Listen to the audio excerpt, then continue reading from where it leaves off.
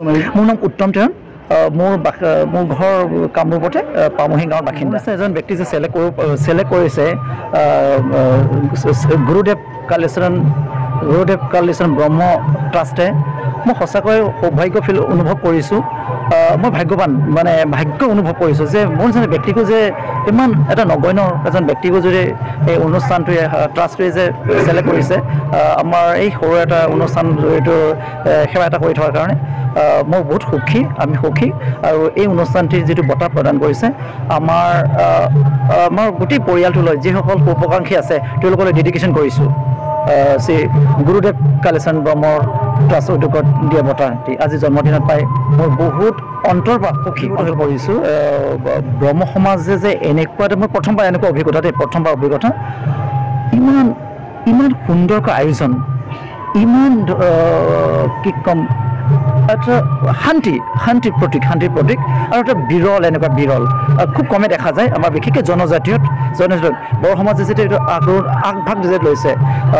সমাজক যে আগুৱাই লৈ গৈছে সংস্কাৰৰ দিশে যে নতুন প্ৰজন্মক লৈ গৈছে এইটো কিন্তু আমাৰ কাৰণে সকলো কাৰণে অকল বড়ো সমাজৰ কাৰণে সকলো কাৰণে কি ক'ম এইটো এটা দিশ পোহৰ বিলাইছে অন্ধকাৰৰ পৰা মানে পোহৰ বিলাইছে 9 এপ্ৰিল 2024 মাইथाय শ্ৰীমন্ত শংকৰদেৱ কলাক্ষেত্ৰ গুৱাহাটীयाव थानाय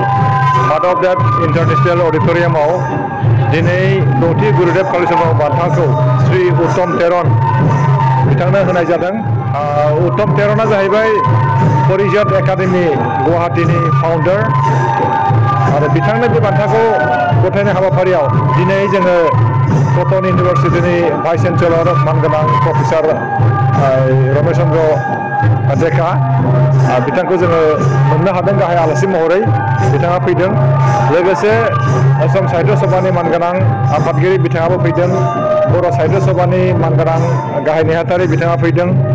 बाथौ महासभानि गाहाय नेहाथारि बिथाङा फैदों आरो जोंनि गेजेराव सिभिल स्टडि संस्थाननि प्रेसिडेन्ट मिरु ब्रह्म धोरोम आफादनि प्रेसिडेन्ट बिथांमोना फैदों जोबोरै मोनसे गाजा गोमजा हाबाफारि जादों जोंहा जोंनि मावनो गोनां थांखिया जाहैबाय जे गुरुदेवनि जे सानथौ बेखौ जोङो गुबुन हारिनि गेजेराव जों बोरै लांनो आरो नेशनेल लेभेल आरो इन्टारनेशनेल लेभेलाव जों बोरै लांनो बेखौ जों खामानि मावगासिनो दङ आरो बै लेभेलाव जों लांनांगौब्ला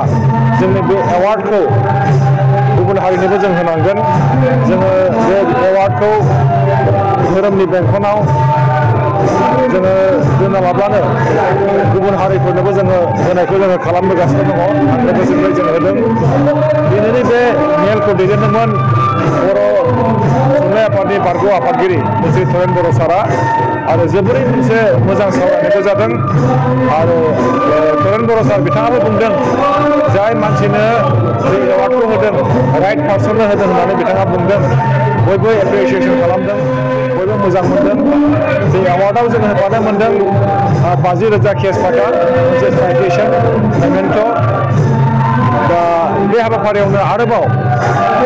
गुरुदेव कालीचरण ब्रह्मनि जिउ खौरांखौ असमियाजों लिरदोंमोन निराज कुमार बायन बिथांनि बे बिजाब लिरनायखौ जोङो बेयाव दिन्थिनो हाबाय जोबोरै मोनसे मोजां थासारि बेयाव जादों दा नोंथाङा नुगोन हाबाफारिनि जोबनायनि उनाव गासैबो रायजो राजाफ्रा बैसागु मोसादों बे बोथोरा जिहेतु बैसागु जोबाखै जोङो जोबनायाव खावलायगोन गुरुदेव कालीचरण ब्रह्म ट्रास्टनि जे इनिशिएटिभ गुरुदेवनि सानथौखौ गोथाङै लाखिनाय गुवार खालामनाय बे इनिशिएटिभआव जाहाथे बयबो रायजो राजाफ्रा जइन जायो आरो जोंखौ थुलुंगा होयो साबायखर